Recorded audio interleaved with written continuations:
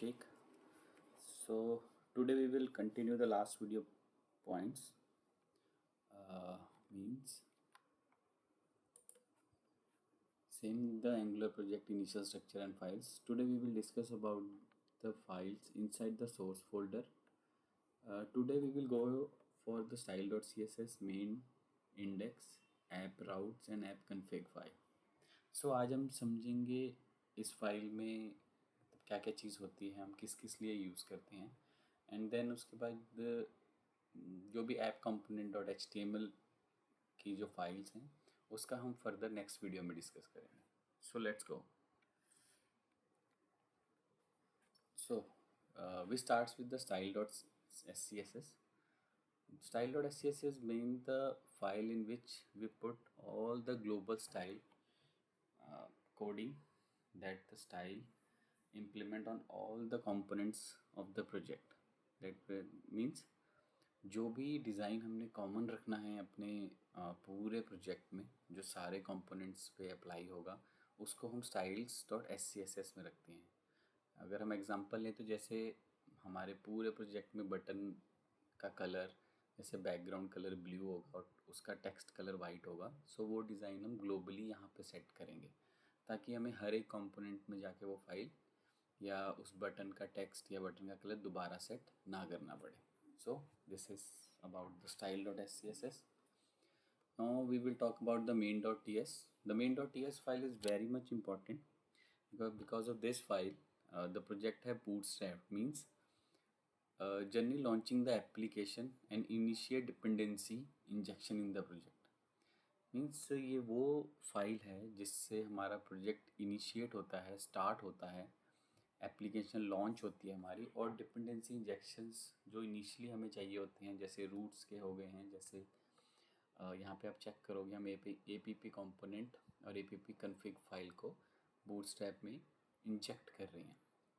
So this is very much important file to launch the application.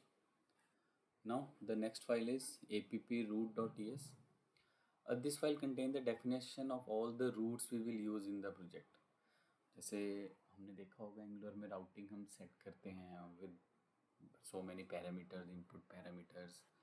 सो उन सब की definitions हम इस वाले फाइल में रखते हैं. सो अगर कुछ देखोगे तो इनिशियली ये file export constant routes routes एक ब्लैंक एरे हमने रखा हुआ है. सो अभी इस ब्लैंक है, ये जो रूट्स लिखा है ये इसकी टाइप है जो हमने डिक्लेयर किया वेरिएबल कांस्टेंट उसकी टाइप, और वो एक एरे टाइप है. So the next file is app.config.ts file.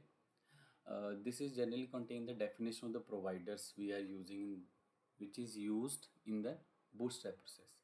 Means इसमें हम वो सेटिंग्स रखते हैं जैसे जिसमें हम बूटस्ट्रैप प्रोसेस में यूज़ होती है.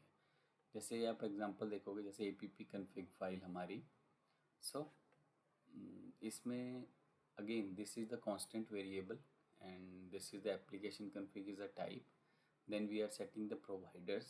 This is the provider zone change detection and the provider routes. हमने ये इंजेक्ट किया है रूट्स जिसकी डेफिनेशन हम इस वाले फाइल्स में देंगे, उसको हमने यहाँ पे इंजेक्ट किया.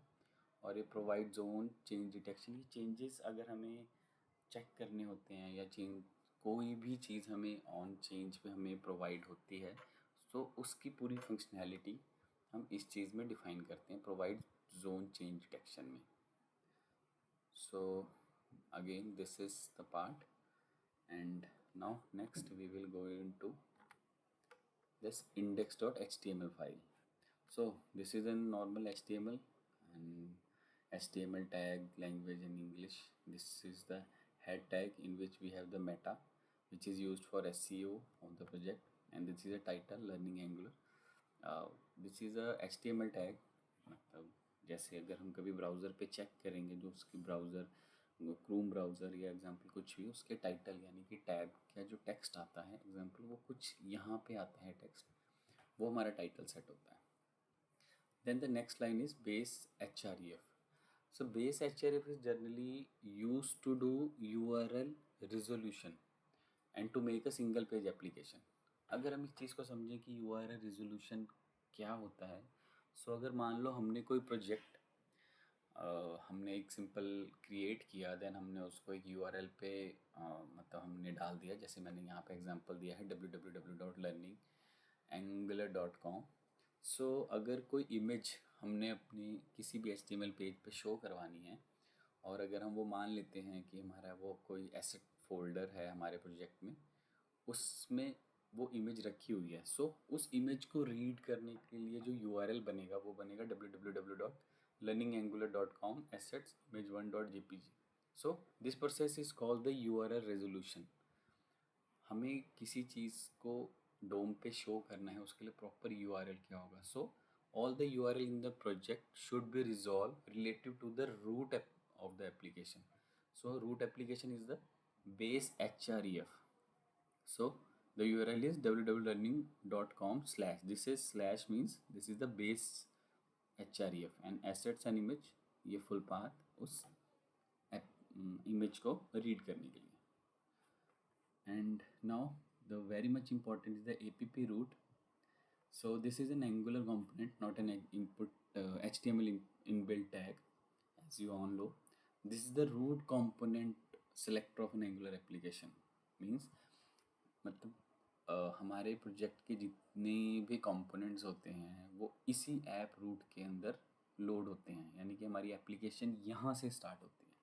सो this is the starting point of our application rendering. It is where the content of the root component और the template rendering on the Angular application. जब भी हमारी एंगुलर एप्लीकेशन इनिशियलाइज होती है, सो वो इसी ऐप रूट के अंदर रेंडर करती है। So in this we can render all the component of the project we used. So इस ऐप रूट के अंदर हम सारे कंपोनेंट्स हमारे लोड होते हैं जितनी भी फर्दर यूज़ करते हैं। So today, for the today we will go through a small part. In the next video we will go in the about the app initial files we have. So thank you so much, and I love to get feedbacks and suggestions you have, so I will make more improvement in the videos. Thank you.